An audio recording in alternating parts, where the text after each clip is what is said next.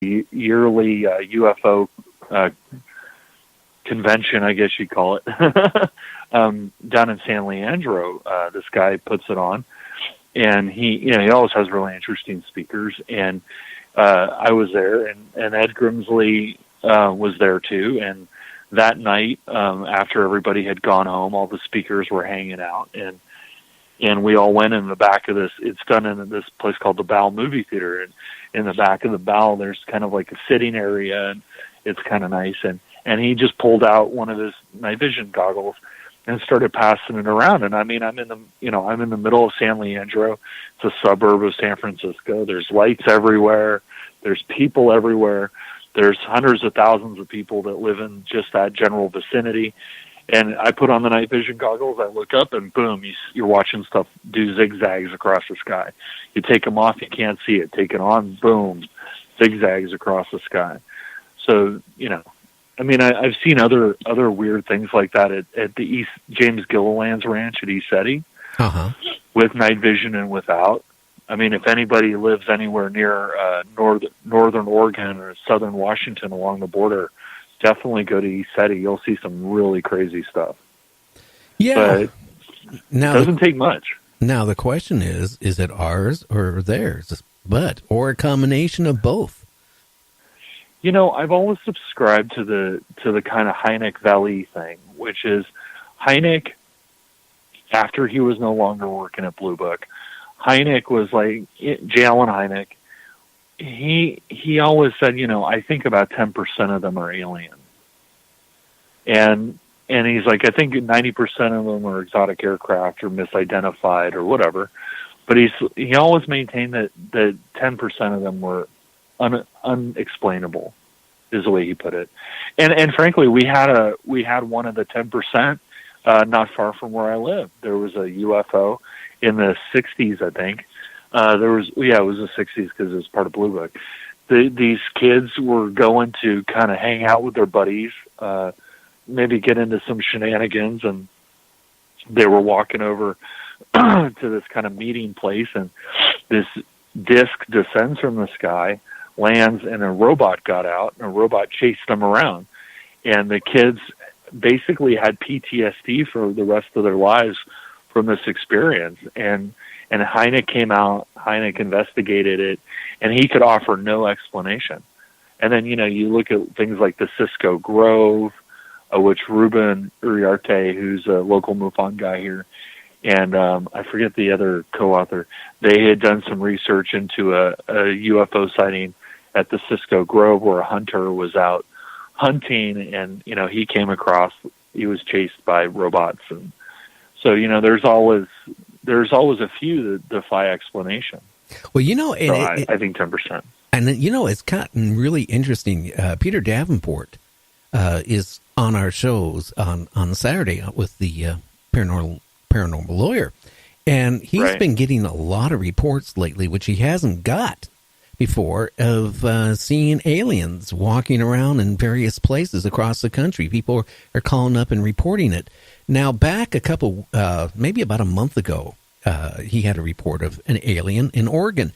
It was really funny. The day before he even talked about it on the show on that Saturday, I got a phone call from a police sergeant from the largest city of Oregon, calling me up and saying that him and his wife were up by Tillamook. They were up at some campground off of Tillamook, Oregon, and he saw two aliens in a weird outfit carrying like a weapon type of thing. They kind of looked at him and then continued on.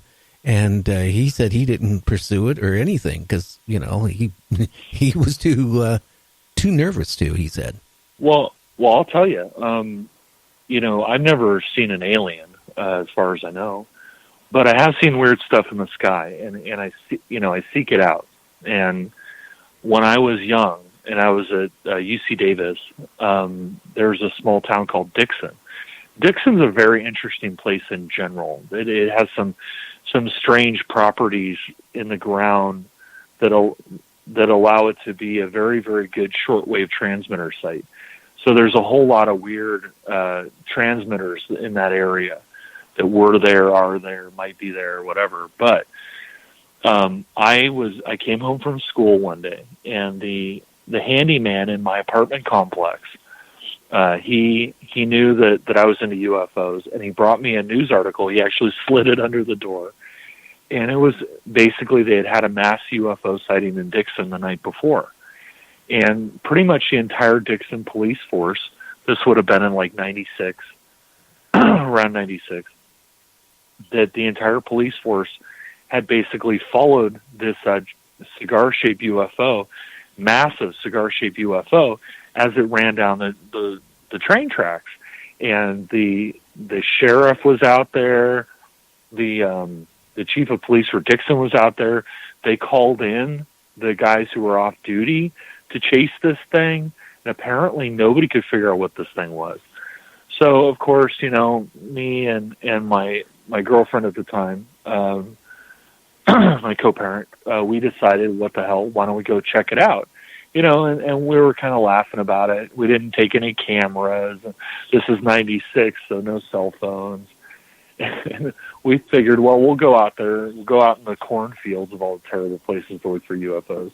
We'll go out in the cornfields and away from the lights and see what we can see. So we get on the freeway. It was about 10 minutes from our house. We get on the freeway. We exit near this place called the Cattleman's. It's a really great steak place. If you're ever in Dixon, go to the Cattleman's. So we drive off into the fields, and we're not that out in the middle of nowhere. I mean, we're probably 10 minutes into the cornfields, not much. And we pull off, and I had a Ford Aspire. We used to call it the Tic Tac.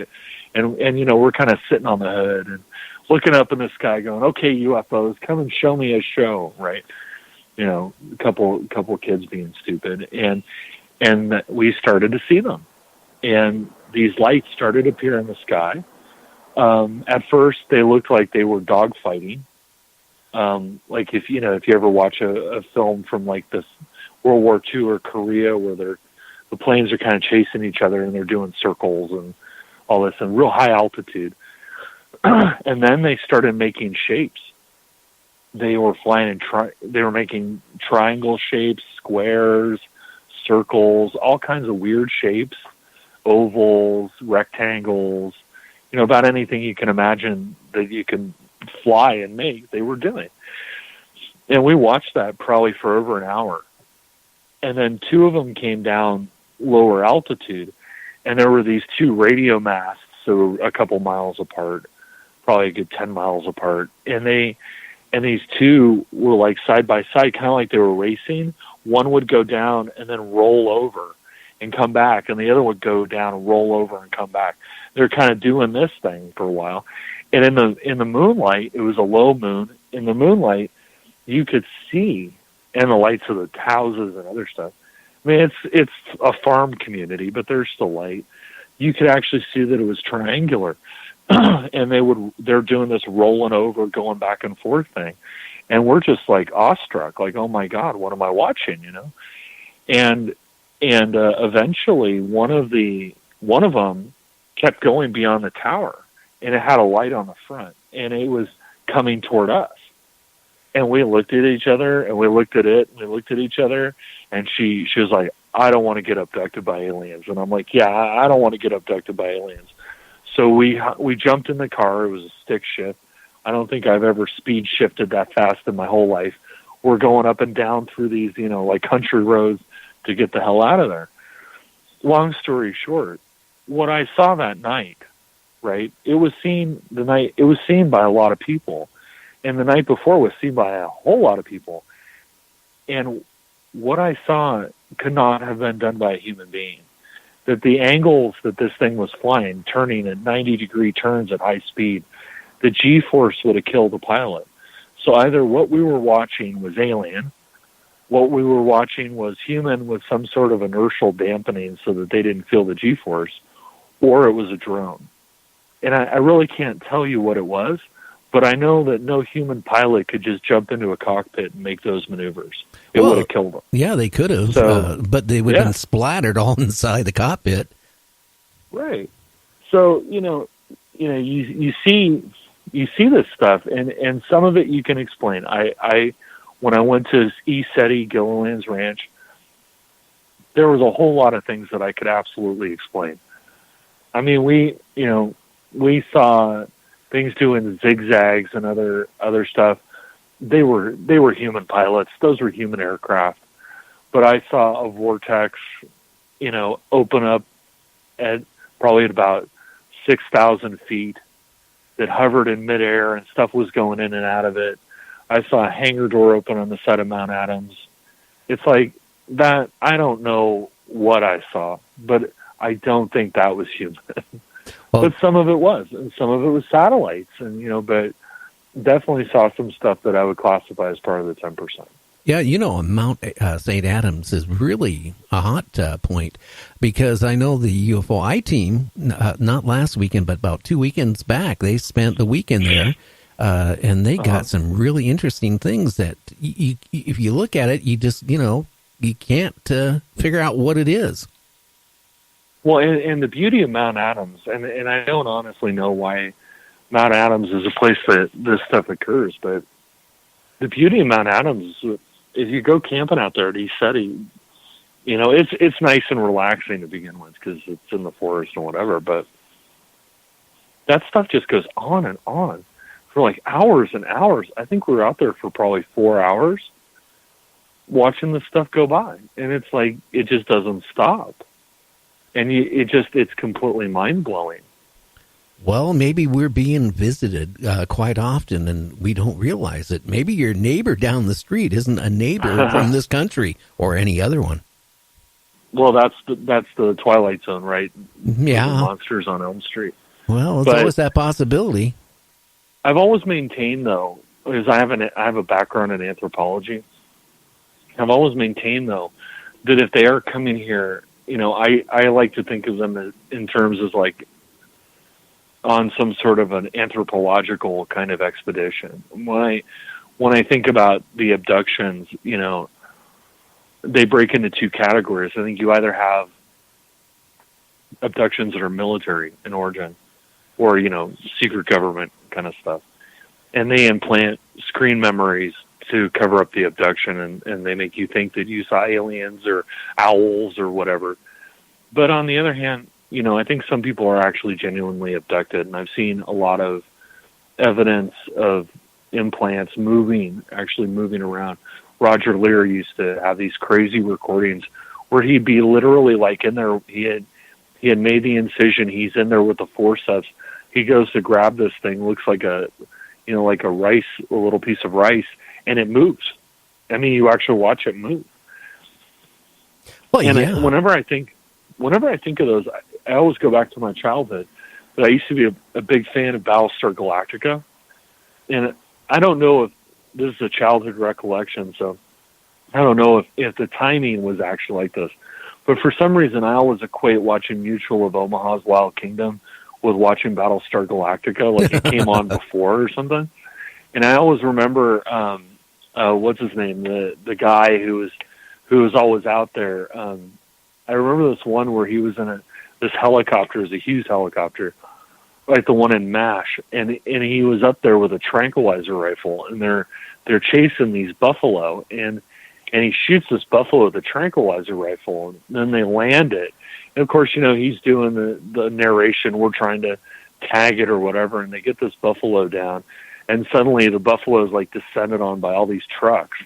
And these guys, all these zoologists and veterinarians get out, biologists, and they're taking skin samples and samples of their scat and whatever. And while this poor buffalo's laying there, and then they actually tagged it. They put a tag on its ear, and then they put like a transponder on it. Oh yeah. And so they could watch it. And actually, funny enough, they put a transponder a few years ago on this turtle, and Stephen Colbert, who had the Colbert Report at the time, he funded it, and he used to show it on the show. Where's the turtle today? And because it was had a transponder, and I just think to myself, these implants, they're sending telemetry, data about what's going on inside the person's body. They're probably transmitting it to something sitting up there, and they're probably collecting the data. I don't I don't know that the aliens are coming to save us. I don't think so. I don't know that they're